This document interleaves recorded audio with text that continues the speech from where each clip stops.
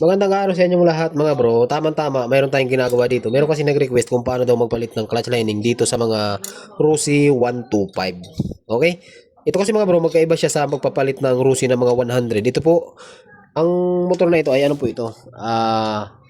Rusi Surf na 125. Ayan. So, i-share ko sa inyo mga bro kung paano magpalit ng clutch lining sa ganitong motor. Bago natin umpisahan, kung bago ka pa lang dito sa ating channel, huwag niyo pong kalimutan mag-subscribe para po palagi kang updated pag mayroon tayong mga panibagong videos na mga i-upload.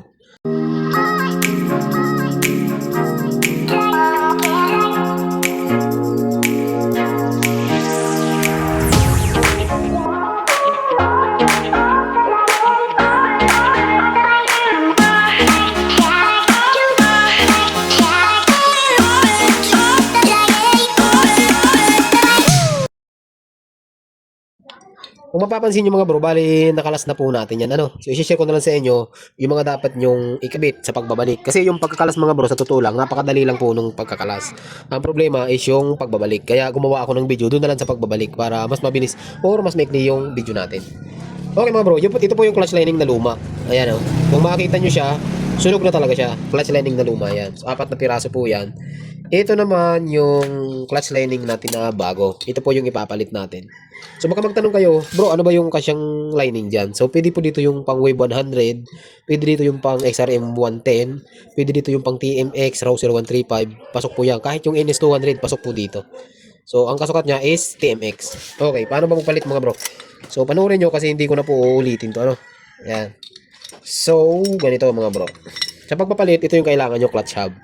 Tapos, yung lahat ng laman nito, tinanggal ko mga bro halos. Ito yung mga washer, tinanggal natin para pag binili ko mamaya, malaman nyo yung pasunod-sunod.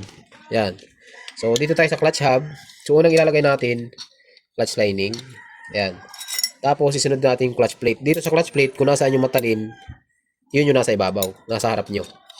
Okay Hindi yan basta kinakabit lang. Okay? Tapos, alternate lang, clutch plate, ay clutch lining pala. Ito, pressure plate or yung clutch plate. Clutch lining ulit. Tapos, ito yung ating clutch plate. Yan.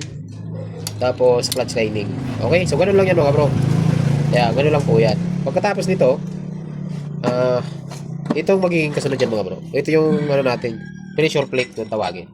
O yung, ano siya, tawag dito ay ano, clutch wheel. Yan, sa ibang tawag nila, clutch wheel po yan. Okay? So, ganun po yung pag-assemble or yung pagkakabit ng clutch lining.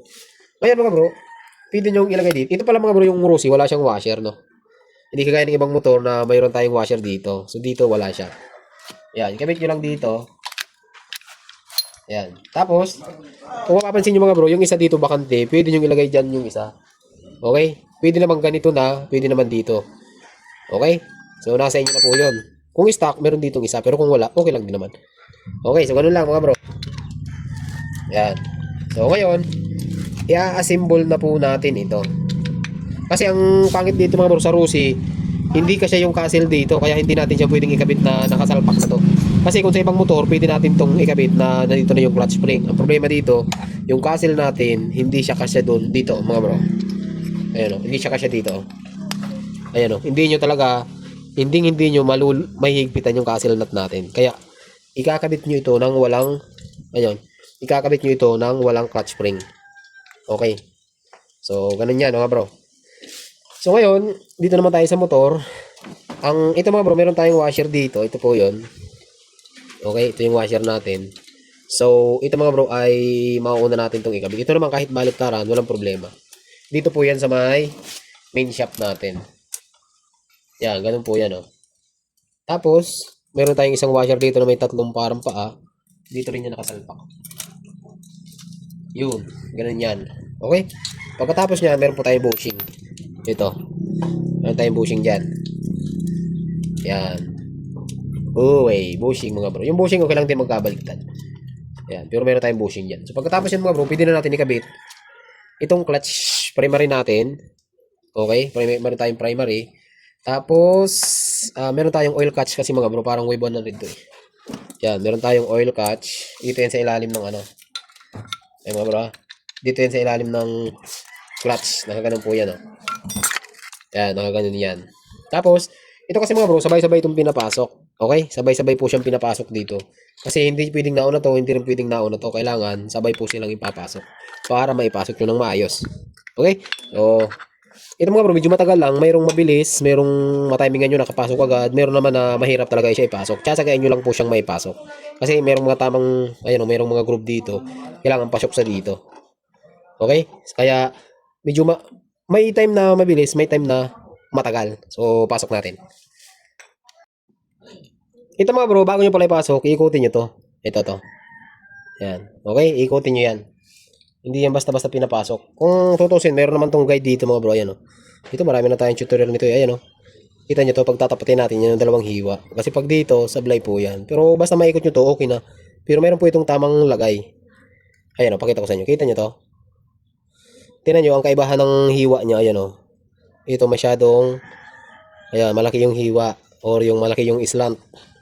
Meron din malaking slant dito sa item. Itatapat nyo yan. Okay? So, ganun lang. Basta ikutin nyo yan. Ayan. Ayan. So, matapos nyan, naikot nyo na. Idikit nyo na dito mga bro. Ano, salpak na natin. Ayan. Bro, pasensyahan to kasi matagal ipasok to. Minsan mabilis, minsan matagal.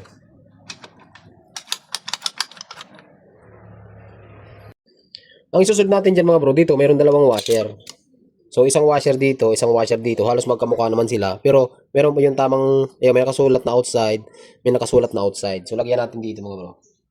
Ayan o, outside. Okay. Tapos, dito may dalawang castle mga bro. Isang malaki, isang maliit. Ayan, ganito po yan o. Para hindi kayo malito. Kung sakaling magpalit mo kayo ng ganito mga bro, magdi-DIY kayo. Madali lang to. Basta may tools kayo. Ayan, meron dalawang castle nut. Yung maliit, yun yung nandito mga bro. Ayan. Ito yung castle na to. Ayan, ganyan. Okay. Tapos, gamit kayo dito mga bro ng castle wrench. Kasi mahirap higpitan to kapag wala kayong castle wrench. So, ganun po yan. Ngayon, dito naman mga bro, meron tayong washer na mataba, makapal. Dito yan sa loob. Baka, minsan kasi natatanggal to eh. Ayan. Okay? So, pagkatapos nyan, meron tayong clutch. Ito yung primary clutch natin. Clutch shoe kung tawagin. Ayan. Hindi nakalagay yun mga bro. Yun. Okay? So, pagkatapos niya naman, meron tayo ditong washer. Ayan. Mauna muna to. Washer na parang Corona. Ngayon, yung likod niyan, ang lagay niyan, hindi ganito. Dapat syempre ganito. Obvious naman ganito lagay, di ba? Parang ganun yung mga bro. Ayan. Tapos, yung washer na outside. Ganon. Tapos, yung castle nut na malaki. Ito hindi pwede mong baliktad. Kasi, pagka ito napakabit nyo doon, lalong hindi nyo makakalas. So, yung iba kasi magkamukha dito sa Rosie, malaki eh. Ayan. Gamit natin. Ayan. Okay? Tapos, gamit tayo mga bro ng impact dyan para mas mabilis. So, ito higpitan natin yung ano. Higpitan na natin to, yung castle dito. Kasi ito mga bro, kapag kainunan nyo yung holder ng spring, hindi nyo na may higpitan to. Kaya higpitan na natin. Yan. Yan. Okay? Tapos itong kabila, higpitan na rin natin. Okay? Mga bro. Higpitan nyo niya to ito.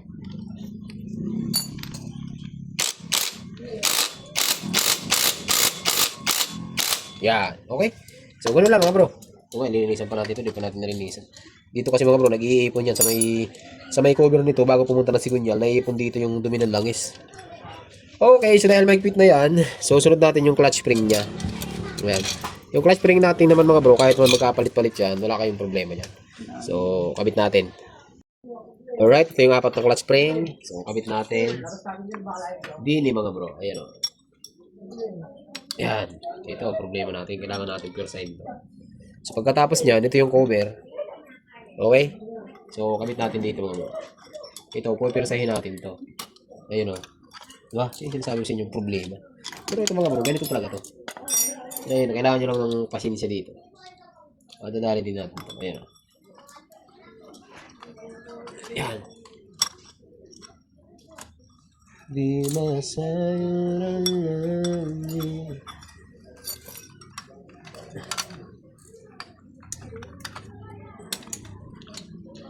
Yun, oh.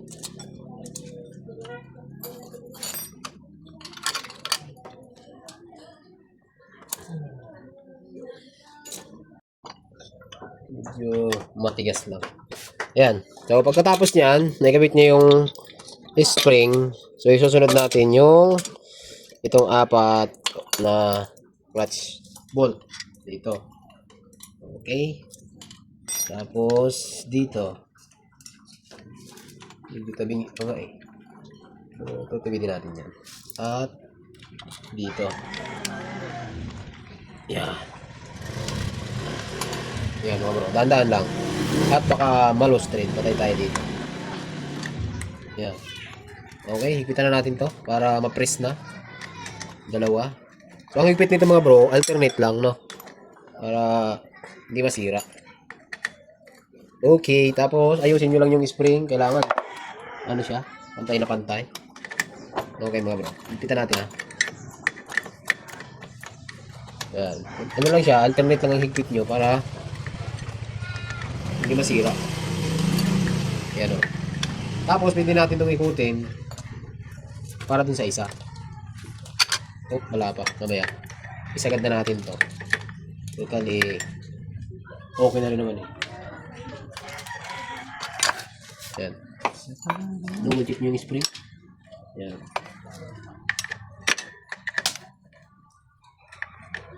Sa aking... Ito mga bro, pwede nyo naman barilin to.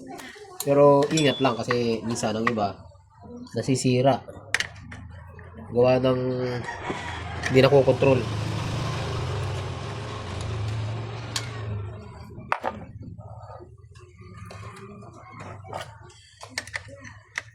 Kinabit mo na bro? Naikot ako na. Iya.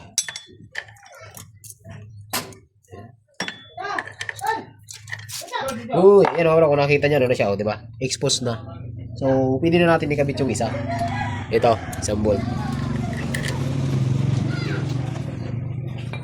Uy. Ito natin. Init.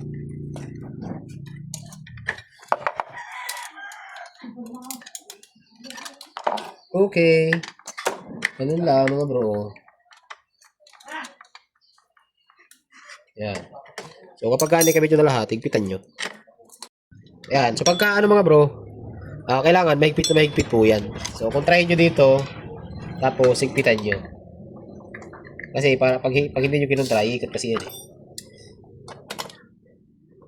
Yan. Higpit. Yung tamang higpit lang mga bro. Huwag naman yung sagad. Yan. Higpit. Yan. Higpit. Okay. Tapos, yung isa na lang. Ito mga bro. Yan. Okay na. So, mahigpit na po yan. Tapos, dito sa ilalim mga bro, mayroon dalawang bolt po ito. Saan ba yun? Yung dalawang 10mm na bolt. Yung oil catch natin. Ito. Mayroon dalawang bolt po yan sa ilalim. So, lagyan natin.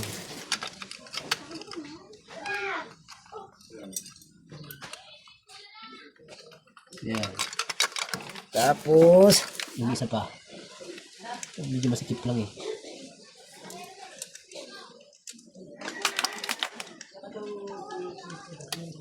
Yan, no?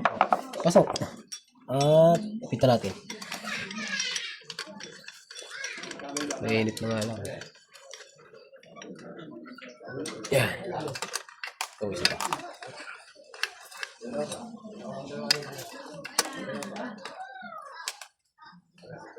Yan. Okay. So, pagkatapos yan mga bro, meron ditong clutch release bearing. Dito yung nakakabit. Yan. Okay. So, dito yung nakakabit. Uy, pasok na pasok, di ba? Tapos, yung cover natin, wag na yung kakalimutan to. Okay, dito yan mga bro. Tapos ito, nasa inyo na to kung gusto nyo sinsilin. Kasi yung isa dito mga bro, nakaikot. Para hindi siya matanggal. Yun ang purpose niyan. Parang ganito mga bro. Bigyan ko kayo ng idea. Parang ganito. Yung kahit yung isang piraso lang. Yan. Yun o. Yan tayo, pumukpok.